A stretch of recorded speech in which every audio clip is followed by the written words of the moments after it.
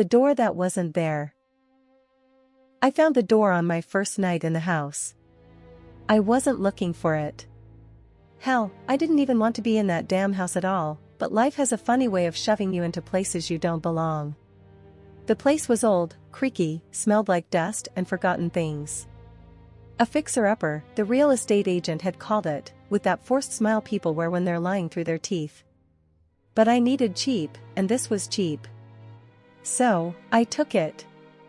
I didn't notice the door at first. The bedroom looked normal, beige walls, a stained carpet that reeked of old smoke, a window that didn't quite shut all the way. But something felt off. Like the room was smaller than it should have been, like the walls were closing in just a little too much. I ignored it. That was my first mistake. That night, I woke up sweating. Not from a nightmare, just rawness. The kind of feeling you get when you're being watched. The kind that makes your skin prickle and your breath come too fast. The room was silent, but not the good kind of silent. The kind that felt like it was waiting. And that's when I saw it. A seam in the wall. A faint outline, just visible in the moonlight filtering through the broken window. A door. A door that wasn't supposed to be there. I sat up, heart hammering, staring at the thing.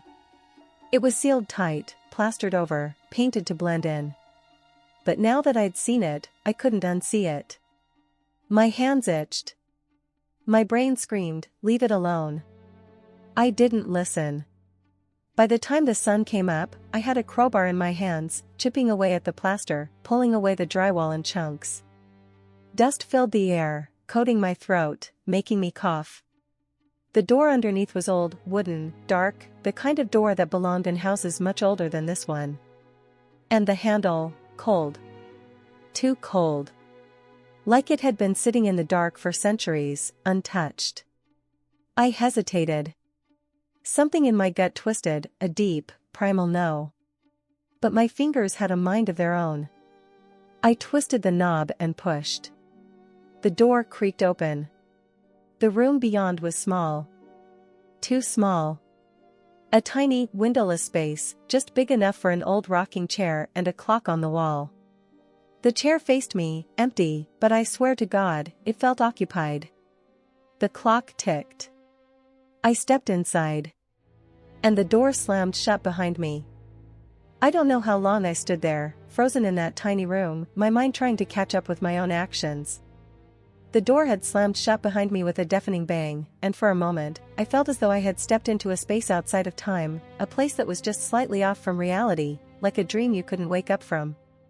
The air inside the room was thick, and for a second, I thought I could almost taste it, like copper or rust. There was nothing in the room but the chair and the clock, and yet I felt the weight of something else. Something watching me. I forced myself to move, stepping deeper into the space. My shoes scraped against the floor, a soft sound that seemed to echo too loudly in the silence. The rocking chair stood still, its wooden arms dark with age, the kind of chair that would normally seem inviting if it weren't for the heavy atmosphere clinging to it. The clock, though, it was odd. It wasn't the normal ticking sound I was used to, not at all. There was something wrong with it. The second hand wasn't moving in a smooth, rhythmic motion. No, it was jerking. Skipping. Tick. Tick. Tick. It wasn't keeping time. I felt a cold sweat on my forehead as I took a step closer to the chair, my breath quick and shallow, trying not to panic. But my mind was racing. What was I doing here? Why had I opened that door? Why had I walked in? I could already hear the voices in my head telling me to turn around, to leave before it was too late. The door, the one that I had just come through, felt impossibly far away, like it didn't belong in this space at all, like it had vanished into some other realm the moment I stepped inside. Something wasn't right. As I stood there, staring at the clock, I could feel my heart beating harder in my chest. Tick. Tick. Tick. But something was changing. The sound was louder now, almost deafening, and it felt like the ticking was echoing through my skull. It became rhythmic, almost hypnotic.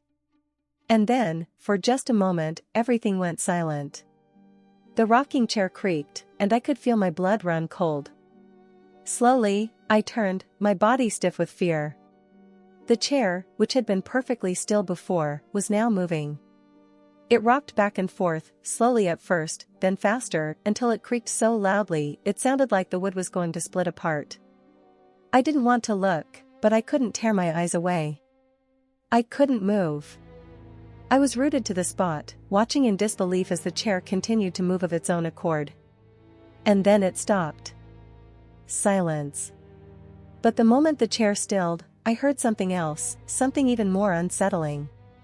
A whisper, barely audible at first, but growing louder with each passing second. "Why did you open it?" It came from above. My breath caught in my throat. The voice was soft, like the wind through leaves, but it was clear, distinct, and it was coming from somewhere up there, from the ceiling, above me. It didn't sound like a person, at least not one I could identify. There was no warmth to it, just an emptiness that sent a cold shiver crawling down my spine. I didn't know what to do. But before I could think any further, the door behind me, the one I had come through, popped open, as if it had never been sealed in the first place. I spun around in a blur, my heart pounding in my chest as I looked back at the hallway beyond, desperate to escape. But the moment I stepped forward, I froze. The door was gone. Gone, like it had never been there at all. The space where it had been was smooth, plain drywall, no trace of the doorway, no hint that there had ever been anything to exit through. My mind couldn't make sense of it. I reached for the wall, my fingers brushing against the surface, and I pushed. Nothing. "Why did you open it?" The voice again, this time louder, more insistent, as if it were coming from inside my skull. My panic hit a new level. My breath came in ragged gasps, and I looked around, desperately searching for some way out. But there was no way out. The room was suffocating me, shrinking down, closing in from all sides, and I felt the weight of the air press against my chest. The walls, the clock, the chair, it all felt wrong, all wrong, like I had stumbled into something that wasn't meant to be seen, something I wasn't supposed to understand. I had to get out. But there was no escape. And then the chair moved again. It was slow at first, but this time, the movement was different. It wasn't just rocking back and forth, it was turning, as if something, or someone, was sitting in it. Slowly, painfully, the back of the chair twisted toward me. And when I saw it, I knew it was too late. The face that stared back at me wasn't human. It was distorted, twisted, like something that had once been human but had long since stopped being anything recognizable. Its eyes, black, empty pits, seemed to see right through me. And then, for the briefest moment, it smiled. I couldn't breathe. The whisper came again, louder this time, almost a scream, "Why did you open it?" And I ran. I ran as fast as I could, but the door, it wasn't there. The walls closed in. The clock stopped. And that was when I knew, I had made a terrible mistake. I don't remember how I managed to get out of that room, how I found my way back into the hallway, but I do remember the feeling of the air, once thick and oppressive, now seeming like a thin, fragile thing. It didn't matter. I was outside the room, but something inside of me knew, deep down, that I hadn't really escaped. That thing, whatever it was, wasn't done with me. No, it had just begun. I stumbled back into the main part of the house, my eyes darting from one corner to the next, expecting to see shadows moving, to hear whispers in the dark. But the house, despite its size, despite the way it felt so much larger than it should, was eerily still. There was no sound, nothing out of place. The walls, the floors, the ceilings, they looked perfectly ordinary, untouched by the horrors I had just experienced. It was as if nothing had changed, like the entire nightmare had been something my mind had created, some sick delusion brought on by stress or exhaustion. But I couldn't shake the feeling. The clock in that room, the chair, the voice, it had been real. And I couldn't let it go. I had to know. I had to understand what the hell I had just walked into.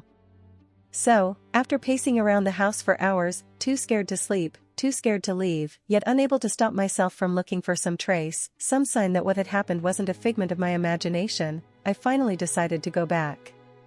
I didn't know why I thought I could face it again. But there was something pulling me, a strange compulsion I couldn't explain. I grabbed the crowbar from the garage, the one I had found while moving in, and walked back toward the bedroom, the place where it all started. Every step I took, I felt that knot in my stomach tighten. The hallway seemed to stretch out before me, as if mocking me, daring me to turn back, to forget whatever it was that had happened. But I couldn't. Not now. I reached the door to the bedroom, the one with the now infamous wall, and I stood there for a long time, staring at the blank surface where the door had once been. I had hoped, for a brief moment, that I had imagined the whole thing, that when I came back, there would be no door, no room, no memory of what had happened. But that wasn't the case. I saw it, the outline of where the door should be, faint but unmistakable, as though the wall was trying to pretend that it had never been touched. I swallowed hard, the crowbar cold and heavy in my hands. I gritted my teeth, and I raised it above my head, ready to pry open the wall. But then, I froze. A voice, soft, low, came from behind me, and I felt my blood run cold. "Why are you doing this?" It wasn't the same voice as before. It wasn't even a whisper. No, this time, the voice had a clarity to it, an almost human quality. I didn't turn around. I couldn't. I couldn't bear to face whatever had followed me from that room. The fear was suffocating, a tangible presence in the air that seemed to press against my chest, making it hard to breathe. But despite everything, despite the terror crawling through my veins, I couldn't stop myself from continuing. I had to know what was behind that wall. I had to understand. I swung the crowbar into the drywall, the metal scraping against it with a sickening screech, and I felt the vibration travel up my arms. The sound echoed through the hallway, bouncing off the walls, and I prayed that I wouldn't hear that voice again. But it came. "You shouldn't have come back." The words were different this time.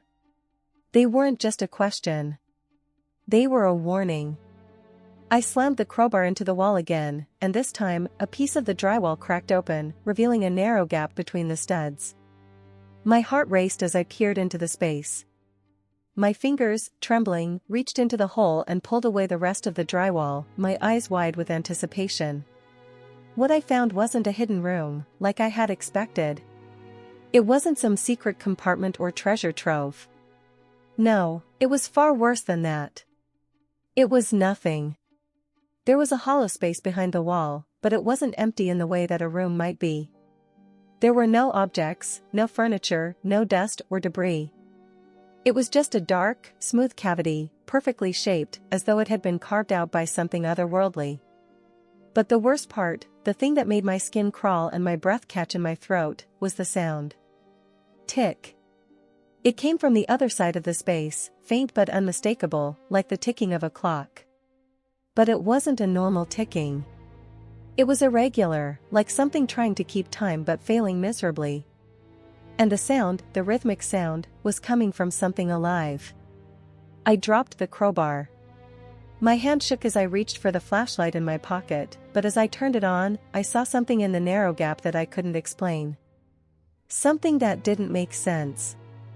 There, in the corner, was the faint outline of a chair, just like the one in that room, the same creaking wooden frame, the same dark upholstery. But it was only an outline, faint and distorted, like it was fading in and out of existence. Tick. Tick. Tick. I stumbled back, my heart hammering in my chest. The sound, the tick, tick, was growing louder. It was all I could hear. I couldn't breathe. I couldn't move. I had to get out of there. But I couldn't. The house wouldn't let me. The voice came again, now inside my head, a whisper that was no longer a question. "Why did you open it?" And that was when I understood. I hadn't opened anything. I had never walked through that door. The door had opened for me. I heard the voice, clear as day, one last time before everything went dark. It's too late now. And the room, the one I thought I had escaped, was closing in on me again, its walls pressing in, tighter and tighter.